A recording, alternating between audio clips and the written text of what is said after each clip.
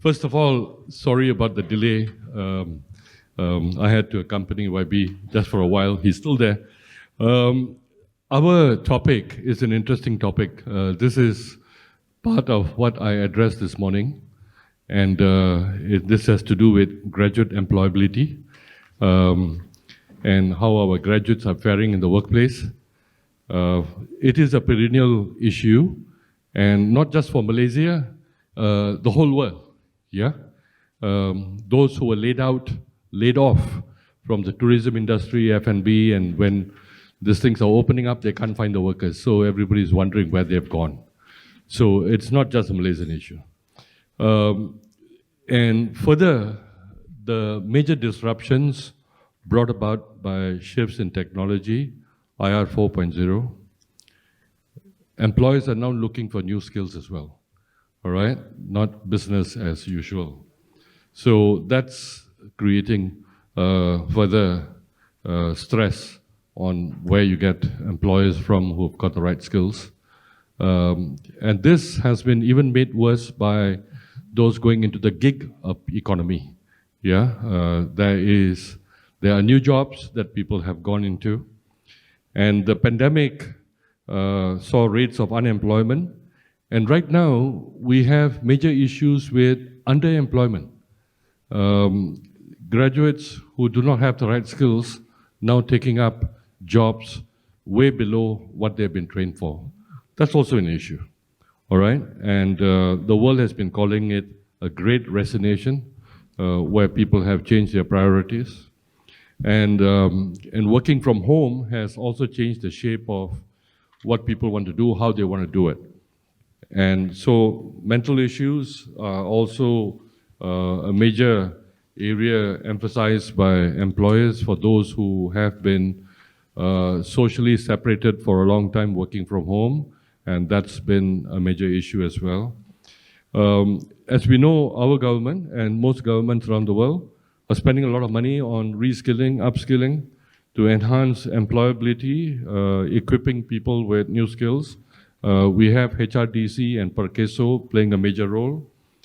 The question is whether these programs are sustainable. Somehow it's become a cultural setting in our country. Literally every year we have upskilling, reskilling, because apparently universities are not producing the type of skills that are required. So it is not temporary. Today we are very fortunate to have 4 panelists here with us from the legal, engineering, and medical fraternities. At the same time, we also have a representative from Yayasan Hasanah, that spearheads transformative initiatives and solutions in Malaysia, also empowers communities. So this could be an interesting dialogue. Let me introduce our panelists. First, we have Dr. Koh Kachai, President of the Malaysian Medical Association and the current Vice President of the Manipal Alumni Association. Ms. Intan Zalila, who currently holds the position of a program coordinator at Yayasan Hasanah and also manages the Khazanah Scholarship Program and Hasanah Grant Process and Administration.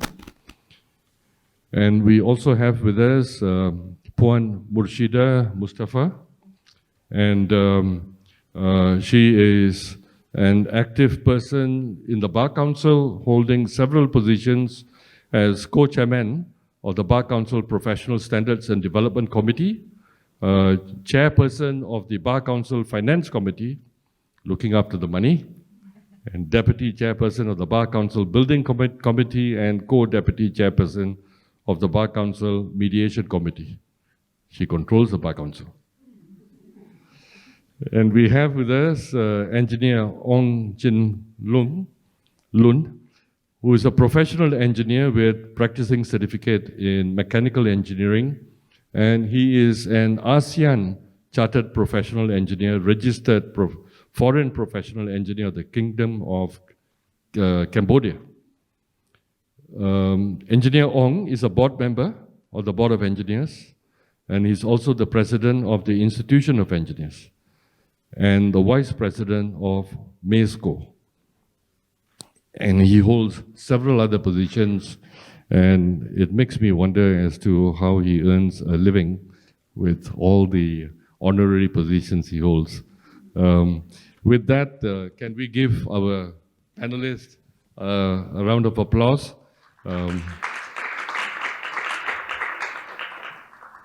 We'll hold this discussion rather open-endedly, but somehow revolving around the topic of employability. And I will put forward a question. What is the current experience of employers within your own respective sectors in terms of graduate readiness for employment? And furthermore, you can also take it further to tell us whether there's been a noticeable change in the makeup and attributes of graduates today as compared to prior the pandemic, and whether they're actually meeting your expectations. So this actually cuts across the board in engineering, in medicine and law as well, yeah? And also perhaps Yayasan Hasana will also have the experience across broader areas, yeah? So can I first start with Puan Murshidah, yeah? Just give us your comments around this area, yeah? Rather open-ended. Thank you. Okay. Thank you. I'm Murshidah. I'm the Treasurer of Malaysian Bar. Okay, the issue here is whether our graduates are ready for employment in the workplace or not. It's not a new issue to us. Way back from 2011, Bar Council has conducted an independent survey on the employability of new entrants to the bar. And from the survey, we can see that there are three important factors in employing law graduates. First is the candidate's written language proficiency in English, oral language proficiency in English, and their commitment to the firm. And in relation to this survey, our local graduates revealed that they were rated quite low in English. I'm referring to local graduates. However, in terms of Bahasa Malaysia, okay, they perform high. And also, they perform well in commitment to the firms, but score a little low rating on knowledge and application of the law. So this is based on the survey in 2018. And now, to summarize, how is our local, I would say fresh graduates lah. In the workplace, our legal graduates are unable to meet employers' expectation when they enter the workplace. This is, in general, we find that they are not ready yet. Not ready yet. The gap between studying the law in theory and practicing as lawyers in real life, there is still a gap. We strongly feel that there is a gap. And but we are very confident that from the survey result, our local graduates and international graduates, they have their own strength, but still there are still much to be improved on. I think that's all I can comment on. Thank you, thank you. I mean, it's good that you guys have done a survey. You have drawn a difference between local and foreign graduates. I don't know how to say this without being, without creating any sensitivities. We seem to be creating, I mean, rather than creating globalized graduates, we seem to be retracting backwards in being too localized. I'm trying to be polite here.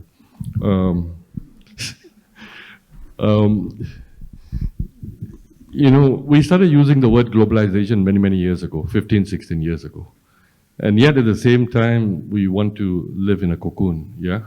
Everything about ourselves. And some of our local universities operate with a very uniform sort of graduates. They were the same people in school and the same people in university, and when they come out, they just can't mix with anybody else. That's actually damaging the future of our graduates. One race environment, one race living, then you suddenly come out of the world in Malaysia and you've got multi-races, you've got multicultural background settings, and they just can't mix. I think that one we do a lot of damage. When Badawi was Prime Minister, I did a presentation to him because I was very angry the way licenses were being given out. At that time, those of you who are familiar with the school system, there was a system called the Vision School system.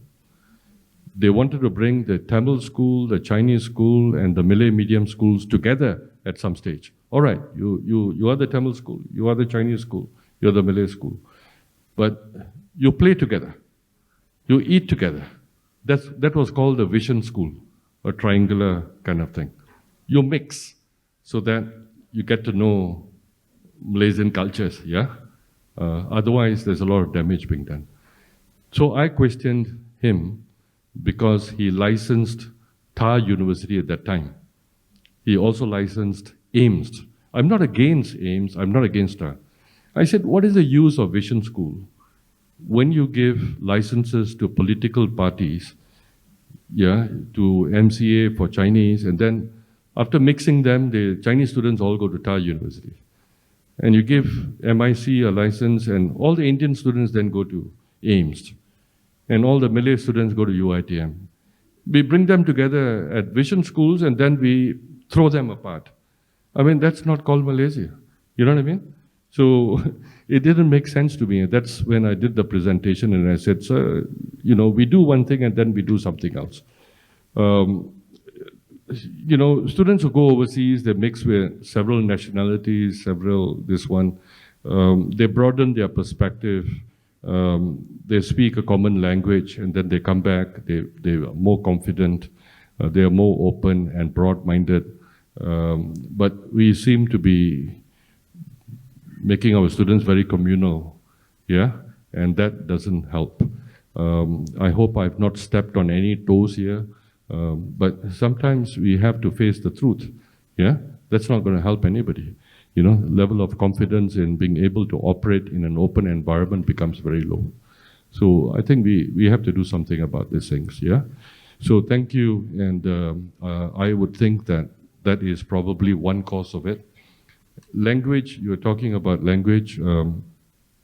I would always argue it is, no matter how much you teach a language, but if people do not use it and speak it regularly, there will be no proficiency. Yeah, you can do a degree in English, but if you don't speak it, you're not going to be able to speak. Yeah, so proficiency only comes through practice. Proficiency comes through mixing with people and things like that. Anyway, good points. Thank you, and I totally agree with you.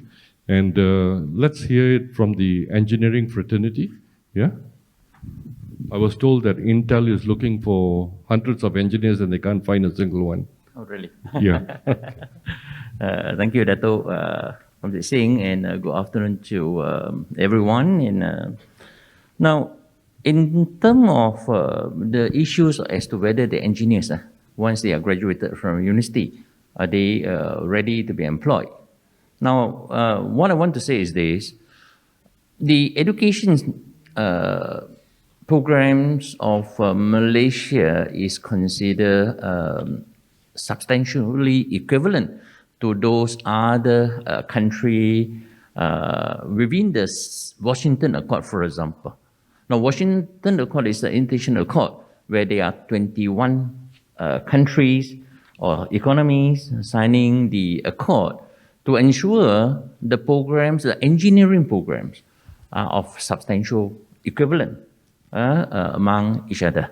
So that shows that the education standards or the programs are on par with advanced nation like USA, Australia, UK, New Zealand, Japan, Singapore, and many other countries within the country. So once they have completed a 4 years program, they have acquired the fundamental. Okay. Now, of course, once they graduated, they will be going to the industry, and more than often, in fact, most of them has been able to be employed. But the issue is the level of their success in their career path in a company. There's something that we're looking at. Of course, generally, in terms of industry, even myself as an employer, we are looking into certain attributes, okay? Like our Puan Murshidah from the bar, and also like one of the moderator in the morning, Dato' Satina was saying, engineers, we also have the inadequacy in terms of language proficiency. That is one of the key ones. Of course, it's not just only in terms of command of language. The presentation, the communication, the presentation is something also very much lacking as well. And we, as an employer, many a times we find that this is one of the key inadequacy of the graduates. But like Dato' mentioned, it's not something that you acquire a degree in English, you should be able to have a good command of English. It's a matter of practicing daily in such a manner. But the other area that we, in the perspective of engineers, the other one that we find lacking is the, among the graduates is they are not really so good in problem solving, much as they are trained to be a problem solver, surprisingly. But of course, what being taught in the university is looking into methodology of problem solving, but in real life, problem solving is a very different story. You have to use your inquisitiveness, your creativity, your ability to analyze the situation and come out to identify the gaps and come up with a solution. And this is the area in which we find that perhaps not all, some of the graduates may be lacking in this area of problem solving. The other one we are looking into many a times, the graduates do not know what they want. In fact, we're asking them, well, there are certain sector and subsector of industry, but they are not able to very precisely know what they want. And this is an area in which, that if you're not too sure which sector of engineering that you want to go in, then you're not able to be trained, you are not able to acquire the knowledge, and you will not be able to excel in that scenario.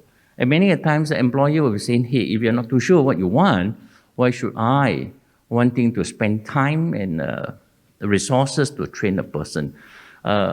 We have to face it in engineering. Engineering is such a wide, complex subjects and programs.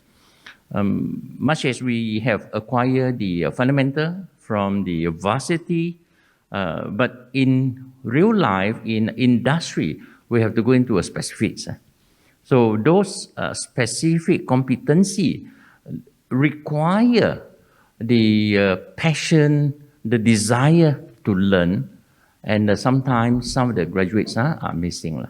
But in short, the good things about the engineers and graduates, over the years, they are very strong in analysis. So their analytical mind, to a certain extent, has been very helpful. But I just want to say this, because engineering, we are talking about very wide industry. You can go from a construction, oil and gas, manufacturing, plantation, many others. So each of the sector will require different attributes. Okay. For example, if you are in the R&D consultancy, over and above what we have mentioned, that the engineers require to have the eye for details, attention for details, very important. They must be team player if you're working in a factory or manufacturing environment. Obviously, if they are looking into consultancy design, They must also be very creative, looking into various issues. But in fact, in short, as far as the engineers are concerned, they are able to go into the industry and start working. But of course, there are cases, if those are not wanting to become an engineer, they may not be able to fit into the industry, but most of them should be able to fit in. But at the end of the day, it's a level of the achievement in the industry that they want to achieve. Very much depend on their attitude at work. If their attitude is not positive, you don't have the passion for it, then it will be very difficult for engineers to excel in their career and also in the industry. Yeah, thank you, Dato'. Thank you, Dr. Ong. You touched on several areas, but maybe I can clarify something Dr. Ong touched on, may not be understood by all. Huh? Engineer Ong, sorry. Engineer Ong, is Washington Accord. Let me just quickly explain what that means. Washington Accord is an accord that Malaysia became a signatory to, and all those countries that signatories to Washington Accord, they have agreed that any engineer qualified and accredited under the Washington Accord, these countries will allow them to go and practice without any further certification. Isn't that correct? Yeah. So which means if anyone does an engineering course in Malaysia and it is accredited under Washington Accord, very strenuous requirements, then this person as a graduate can go and work in Australia, in New Zealand, in US, many parts of Europe, UK, yeah, without having to sit for any more exams. Yeah, he's qualified. So that's I think what Washington Accord is, yeah? Dato', this one is only talking about the substantial equivalency in education. But if they really want to go into working in, let's say, Australia or US and the UK, they must be a trained professionals. Then they have to really have acquire certain minimum of working experience to be registered as an international professional engineers, for example, or APEC engineers, or ASEAN Chartered Professional Engineers. For that to happen, they have to go through a minimum of 7 years of working experience, and two of which must be a very substantial responsibility in carrying out the projects in engineering. Yeah. So the Washington Accord says that education programs of the engineering programs of the country accredited by Engineering Accreditation Council up to the mark of the world-class level. Yes. Yeah, that's all. Thank you. So there's cross-recognition. Yeah. So that's what Washington Accord is. I'm not sure whether Engineer Ong, you realize that the requirements are high when the Board of Engineers and the Institute of Engineers comes and accredits the courses. Like for example, on each one of the courses, you must have lecturers who've got IR and PE teaching on the course. So not easy, all right? But the sad thing in Malaysia is some universities are dropping engineering courses because they don't want to meet up those requirements. And there you can see, instead of rising up to meet higher requirements, better requirements, some of them are dropping their curriculums. Yeah? So going forward, it will be a sad state where locally graduated engineers will become less and less and less. Engineer Ong also mentioned one other thing, passion. You know, one must have the passion for the job. But before that, they must know what they want to do, correct? That's what you said. And that's where, again, an unfortunate situation is, at school level, the counselors are not able to guide students on the new type of jobs that exist, the various fields of engineering that exist. Yeah? So again, our young people are not being guided. That's also another looming problem for the future. because the counselors are not fully equipped, especially in the new areas. Like when we talk about IR 4.0, they don't know much about it. That's one. Number two, if I may be bold and blunt, we have a system called UPU, where if you want to apply to a public university, you apply through UPU. And here you might have a person who is so passionate about engineering, he knows everything about it because his father might be an engineer, he applies for engineering, then he gets a place for zoology.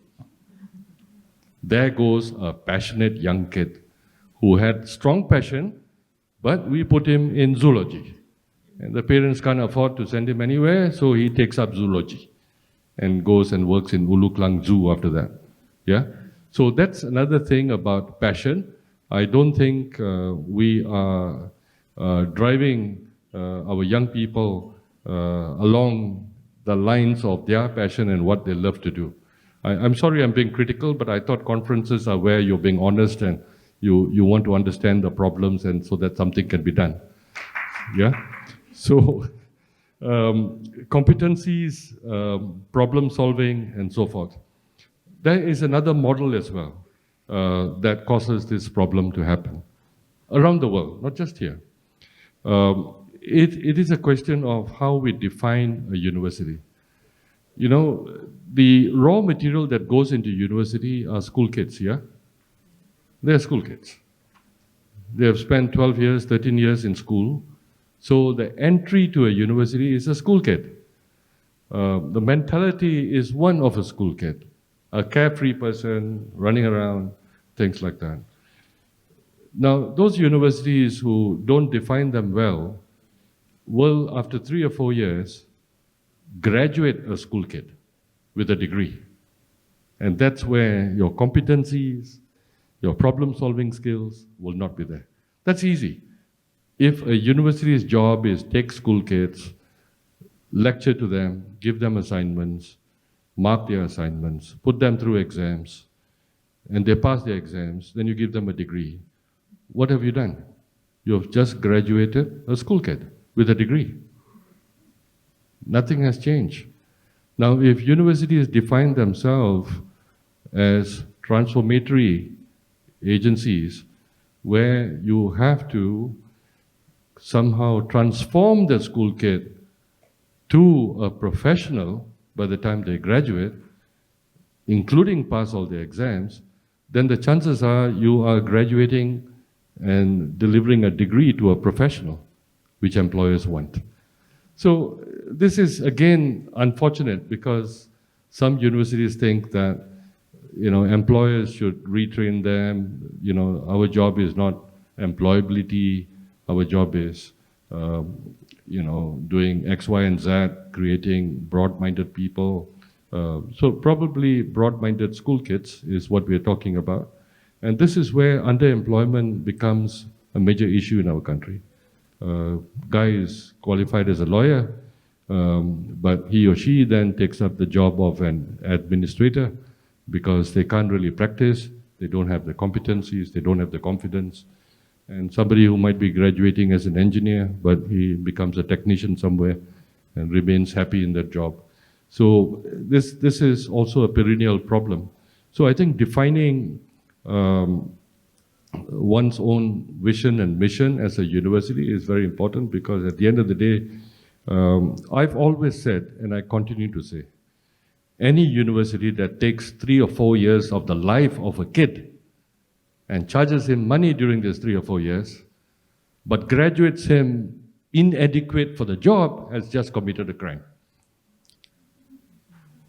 No, honestly, if employability is not the job of a university, then whose is it?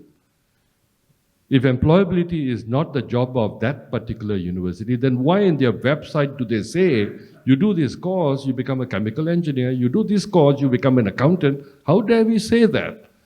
And then we say, oh, employability is not my job, you know? So I think there is a huge area that one has to re-examine one's own self as universities as to what their purpose is.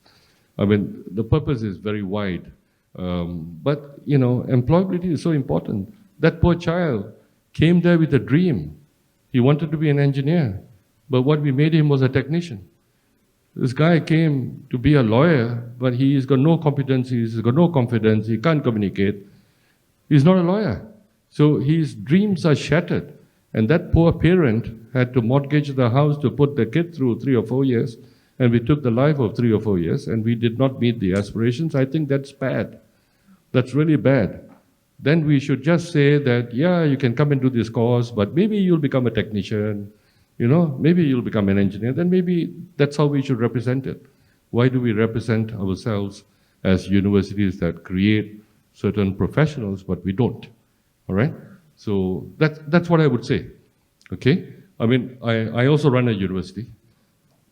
My overriding KPI for the Vice Chancellor is just one thing, employability. And we hold 100% employability record for many years. Not my own survey, but Ministry of Higher Education survey. All right? So if my Vice Chancellor can produce that, it means we are doing everything right. Okay? That's how we want to measure ourselves, because a lot of parents put a lot of money into this. A lot of young people come with dreams. We want to deliver that. We're not interested in being ranked number 1 for something else outside employability. We're not interested. All right? Then you can call this a bad university, let it be. But at least we fulfill our promise. And then you're going to have industry as part of your whole operation. Yeah? And not just coffee and tea and industry liaison meetings. Yeah?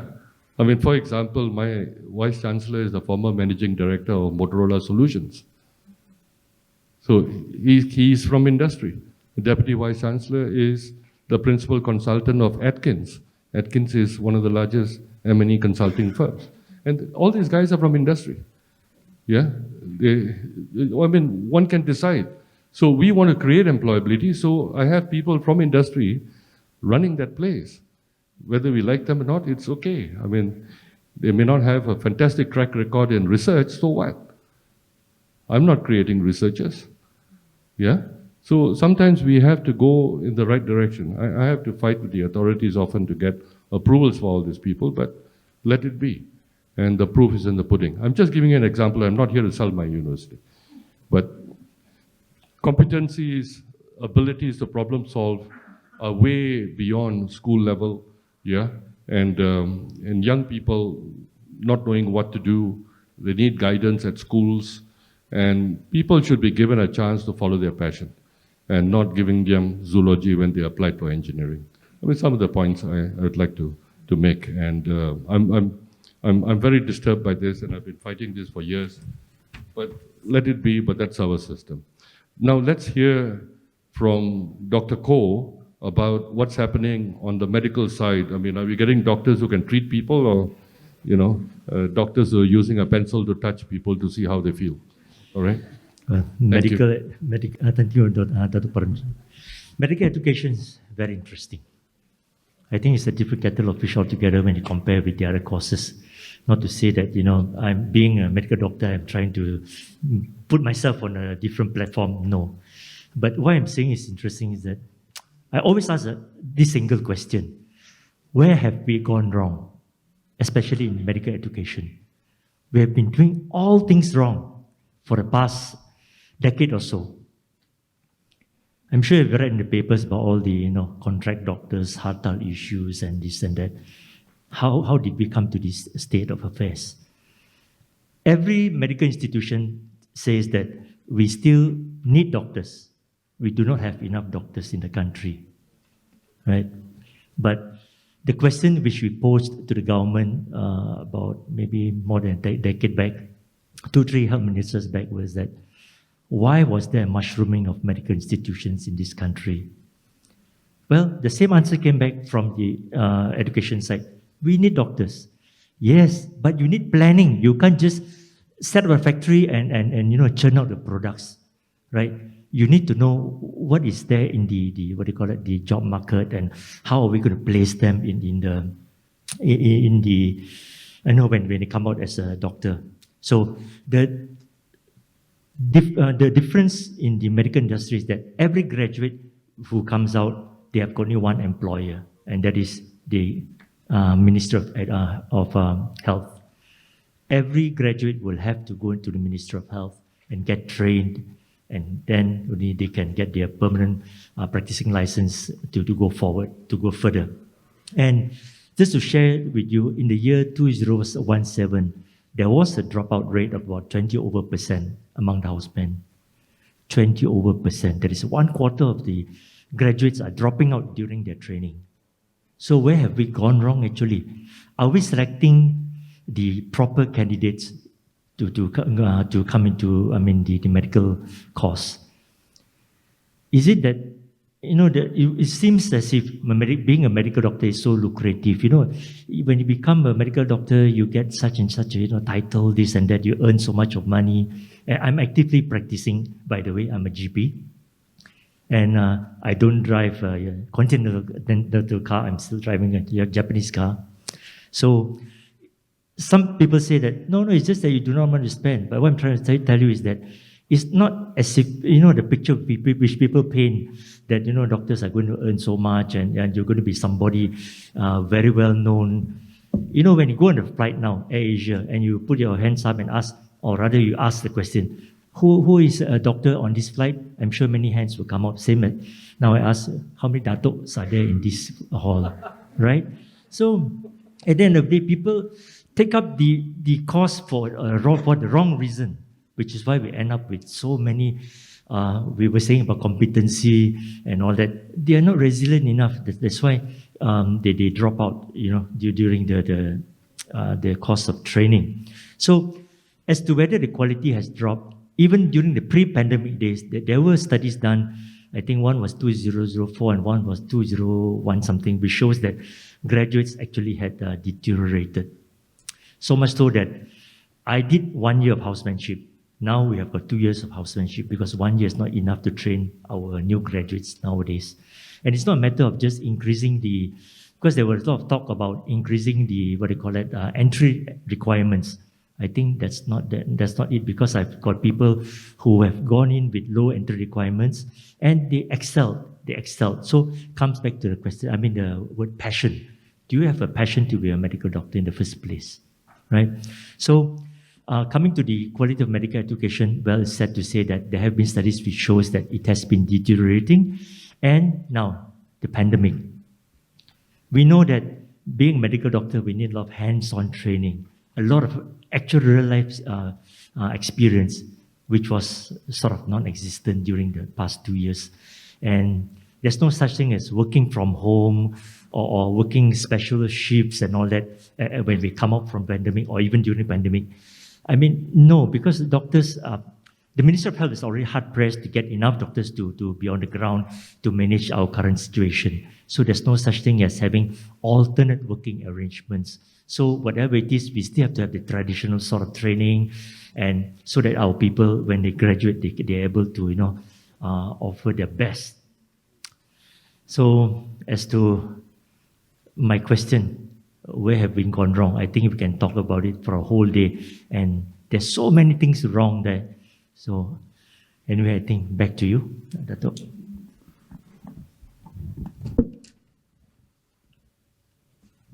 Thank you, Dr. Koh.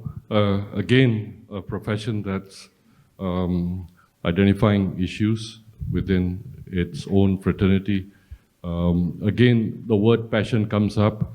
Being a doctor, and especially being a GP, is hard work. And a lot of GPs do not become rich to drive Bentleys. You're right, Koh. And those very passionate ones.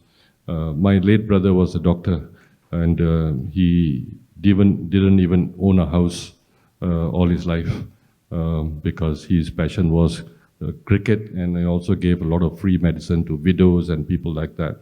And that's real passion for the profession, enjoying helping others. So again, we come down to making sure that our children can be guided along the right path. They understand the reality of what a doctor is, and the country accords them, and very important, accords them the opportunity to progress the way they should. I think there's a lady from IMU here. She gone back? Yeah, she has. I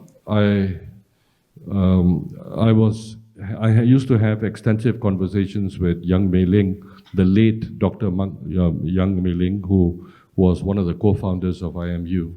And I used to have very interesting conversations about what happens to graduates. IMU is an institution that runs parallel medical degrees. One is the local MBBS that students do and finish here. And then the other one is with partner universities where students do part of it here and they graduate overseas. I was told that even those days, that 90% that finish on the partner route, they don't come back. If they've gone to Ireland, they're there. If they've gone to England, they're there. If they've gone to Australia, they remain there. All right? So again, we have shown how poorly we train, we employ doctors. There was this recent big issue about contract doctors, our doctors being on contract. I mean, that's not the type of future young people want. And they're being badly treated. They're treated like kids in hospitals. All right? That's what they say. I mean, I'm not implying it. That's what has been said. So our conditions of employment of fresh doctors who get bullied, and they are bullied by the system itself. You give them a contract year to year. I mean, what kind of thing is that?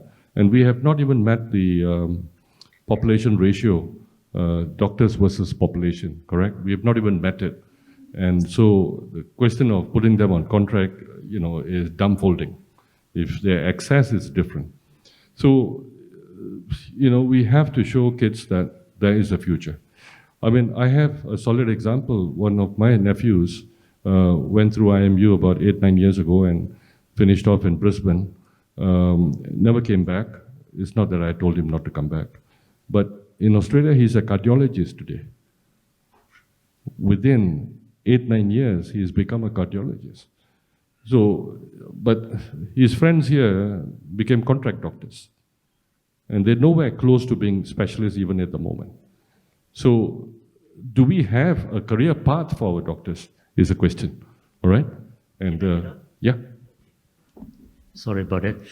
The thing is, we have got an average of 5,000 to 6,000 new graduates every year.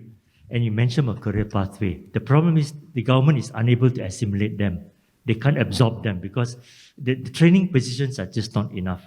Now, after training, because they are on contract, after training, what happens if they are not allowed to work in the government sector, public sector anymore? They would have to come out. And when they come out, what is there in need for what is there for them in the private sector? Because there are so many of them coming out. Private sector cannot absorb them too. And coming to career pathway, a lot of our young ones aspire to be specialists. But if they are not given positions in the public sector, there's no way that they can go for postgraduate unless opt for parallel pathway, which is very expensive, very difficult to do because they would have to go overseas, right? So career pathway for our new graduates are really, yes. Thank you. So, message is don't become a doctor. That's what it's sounding like. Okay. Now, let's hear from Ms. Intan Zalila from Hasana Yayasan, so that you cut across the board, yeah? You deal with all professions, and maybe, you can tell us something from your experience.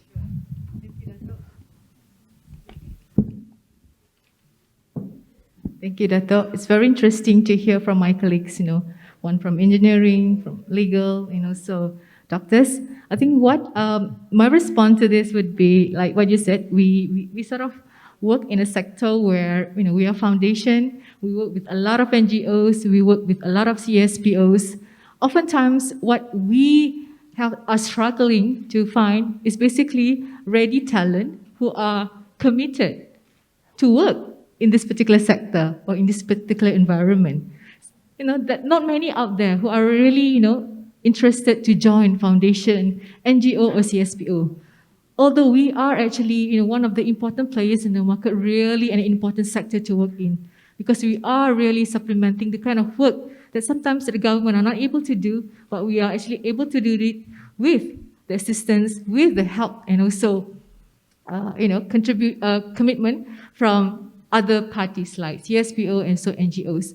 So oftentimes, in terms of talent, I think I'm sharing this with all of you today, is that we are actually in really need to have talents who are really committed and passionate about working in that space, and we're not getting any. Yeah, and then that poses a very, very important reason. Why? Why are they not wanting to join us? Most of the time when we do the recruitment drive, most of the time when we are actually sourcing for talent, the type of talent that we are facing are those who are not able to get any placement in the corporate world. They're not getting in the Axiatas of the world, sorry, to name Axiatas or Kazanas. I'm from Kazana myself. They're not getting those placement in that particular organization, the corporate entities. Hence, getting into the CSPO, NGO, or foundation would be their last resort. So we are important, and we are doing important job, but we need equally engaging and committed person, passionate about that, who will be able to join us as well. And then that question sort of came to us. And I can also share with you the perspective from scholarship, because I also manage Yayasan Kazana, where we provide scholarship for all fellow Malaysian, particularly students that are coming up from the secondary schools. So most of the time, we are quite open in terms of the selection of courses that these kids wanted to pursue under our scholarship program. So we do have business, we have management, we have engineering. We don't actually, we don't sponsor medicine, Dr. Ong. But however, and also there's another category that anything that, that are very niche and needed by the country. And we also put a preference that we are also looking for those who wanted to pursue any jobs who are, that are very in the future for work type of job, digital, analytics, data analytics, so on and so forth.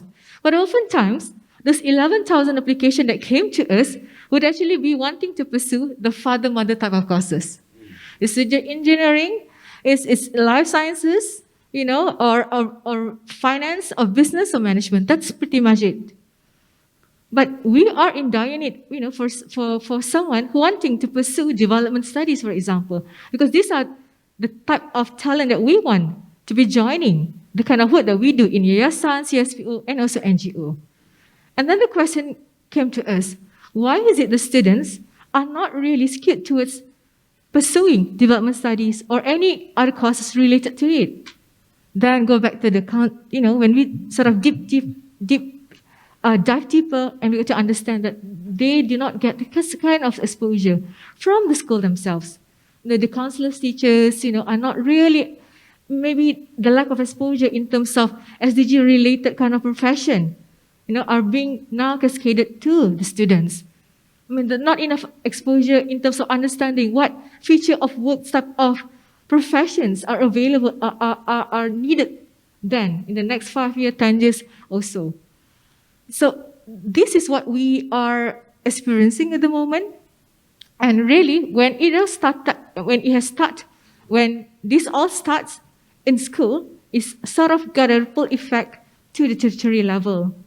And we are actually facing that kind of a talent shortage when we are actually recruiting and identifying talent wanting to join us in the space that we are in. Foundation work, CSPO, and also NGO. So I think that is actually what we have been going through for the past many years. And again, like I said, the understanding of the kind of work that we do is not really reached. It's not really, being built to the awareness of our kids in the school and also at the tertiary level. I think this is the kind of work that we need to do to emphasize that, the kids must be exposed to the kind of work that are needed in the future. And we are also one of the important players in the market. And we have been doing a lot in Yayasan Hasana itself. I think when pandemic hit, we are always, for the last 5 years, we are actually often operating on a 20 to 25 million type of grant making process. But when COVID happened in 2020 and 2021, we are actually operating triple and, maybe, I think 4 times of what we used to be doing. And of course, resources are needed. Now we are only working with the current resources that we have because we are not getting the right talent to join us. We're not getting the right, type of persons with that kind of passion, that kind of commitment to work in this particular sector. So I think that's my dilemma actually, Dato', and I really hope that that I will be able to share this with the rest of you here, and really something that can be done with regard to what we are facing right now. Thank you. Thank you, Puan Intan. You have reiterated that there's no exposure at school level. What you're saying is the children don't understand there are such professions, such areas. So this is where,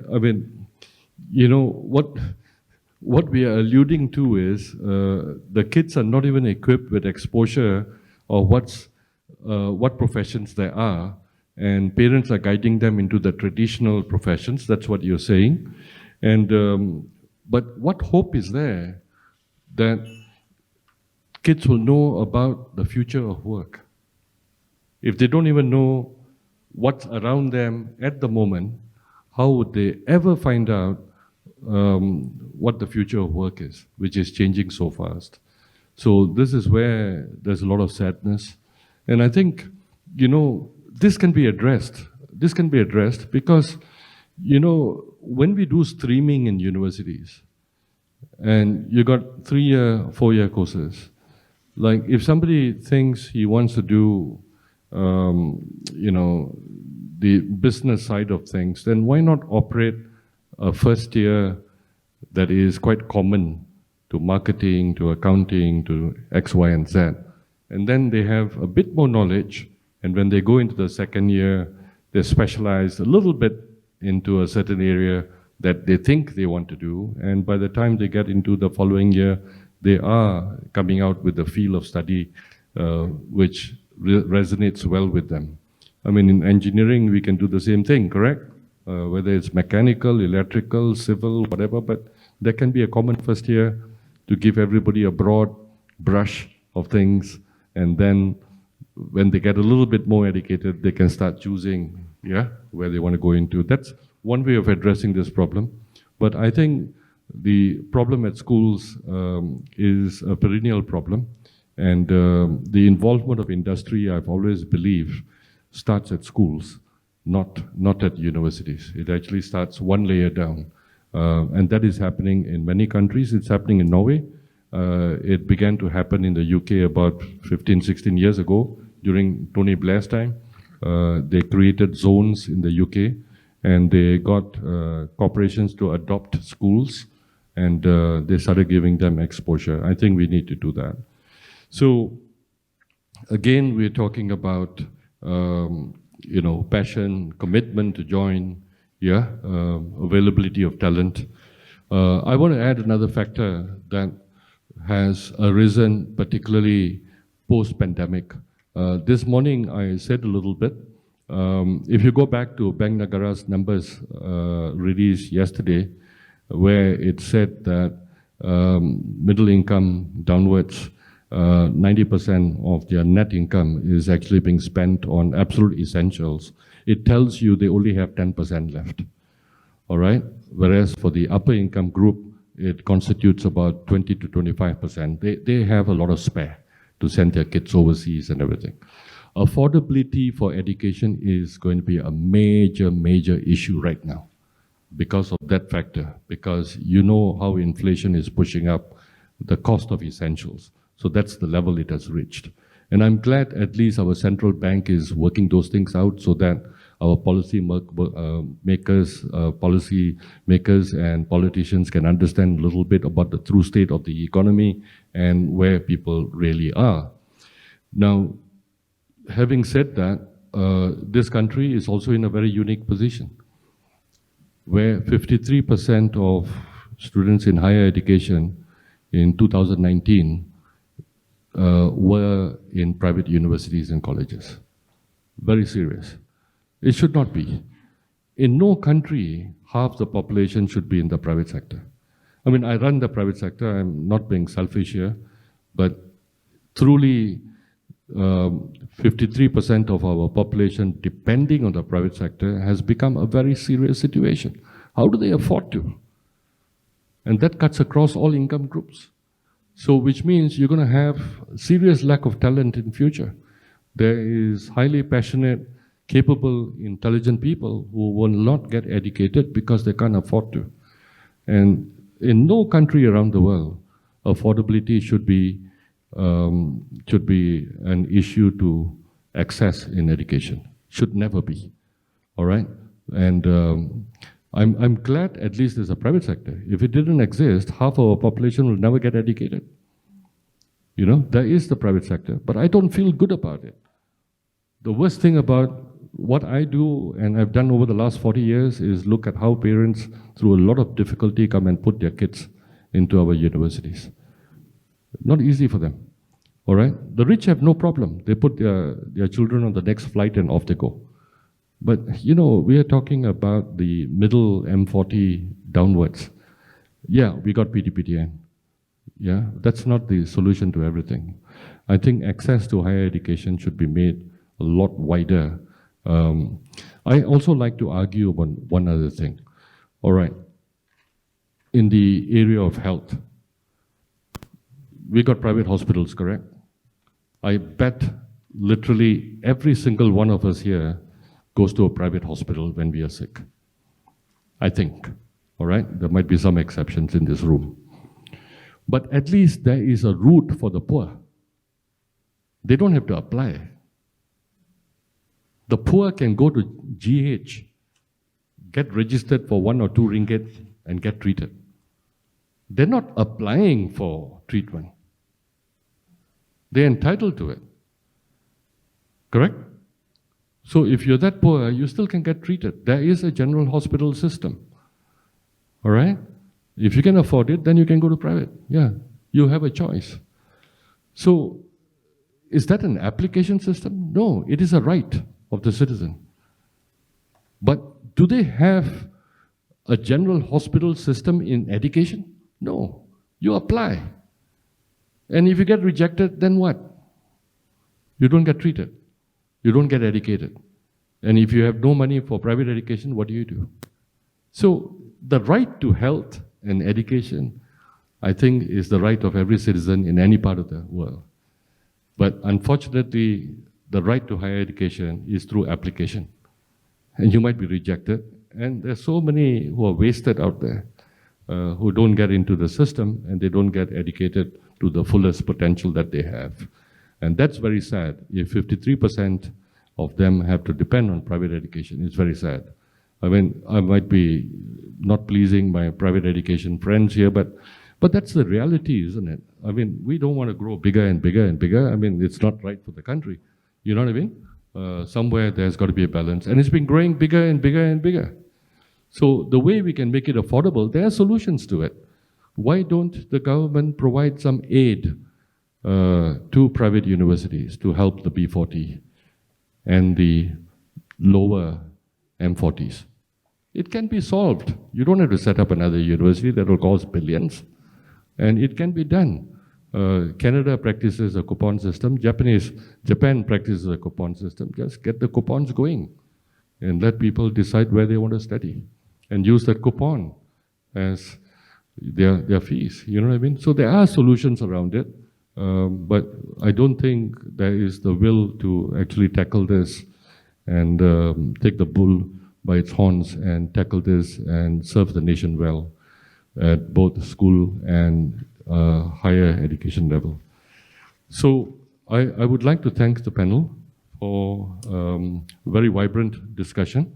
We were lucky, at least we had a cross-section of professional areas covered here, including from Hassana, because that's a very important area, the social side of things. And because of timing, I don't think we should extend this any further. It's already 10 minutes late, but 5 minutes on an extended basis. I'll pass it over to the MC right now, yeah? Okay.